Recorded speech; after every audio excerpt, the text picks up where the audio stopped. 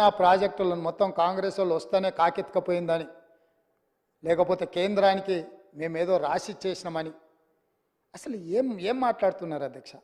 అసలు ఏమైనా బాధ్యత అనేది ప్రతిపక్ష పార్టీగా 1% వాళ్ళు నిర్వహిస్తున్నారా? ఈరోజు కృష్ణా నది జలాల మీద ఏర్పాటు చేసిన కృష్ణా రివర్ మేనేజ్మెంట్ బోర్డ్ 2014 రాష్ట్ర పునర్విభజన చట్టంలో స్పష్టంగా పొందుపరిచినరు.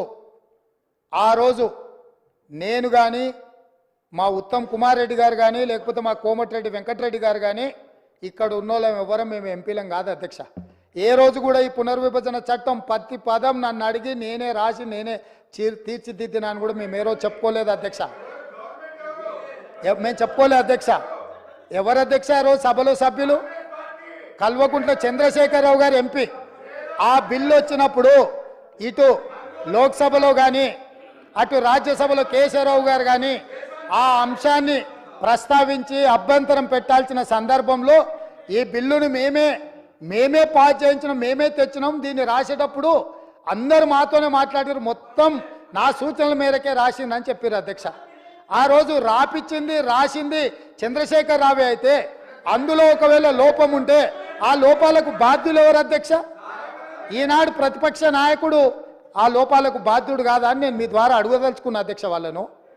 ఈరోజు మీరు 2014 నుంచి 2023 వరకు కృష్ణా రివర్ మేనేజ్మెంట్ బోర్డు సమావేశాలు ఏర్పాటు చేసినప్పుడల్లా ఉమాభారతి గారు మంత్రిగా ఉన్నప్పుడు వారు వెళ్ళిండ్రు, చంద్రశేఖరరావు గారు వెళ్ళిండ్రు.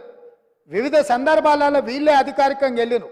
ఇంతవరకు నేను మా ఉత్తమ్ కుమార్ రెడ్డి గారు ఏ సమావేశాలకు పిలవలేదు, మేము వెళ్ళలేదు అధ్యక్ష. మేము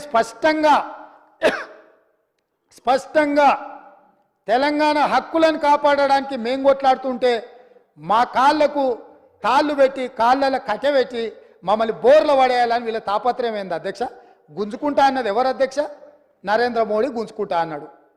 మరి వీళ్ళు ధర్నాలు చేయాలంటే ఏడు చేయాలి అధ్యక్ష? నల్గొండలో ఉంటాడా నరేంద్ర మోడీ? ఏడుంటాడు అధ్యక్ష? ఢిల్లీలో ఉంటాడు.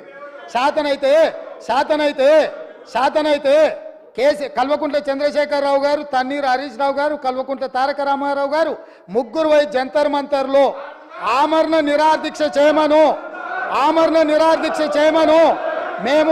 మేము వాళ్ళని పోలీసులు తీసుకెళ్లకుండా వాళ్ళు అమరులు అవ్వడము లేకపోతే హక్కులను సాధించడము వరకు ఈ ప్రభుత్వం అండగా నిలబడుతుంది.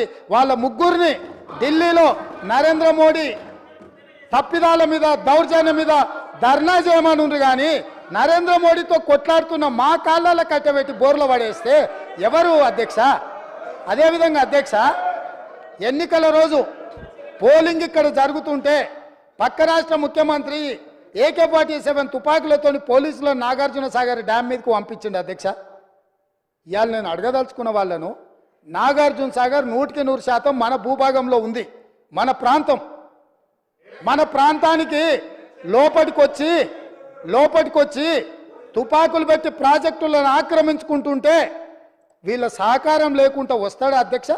ఇంటి దొంగలు లేకుండా జగన్మోహన్ రెడ్డి గారు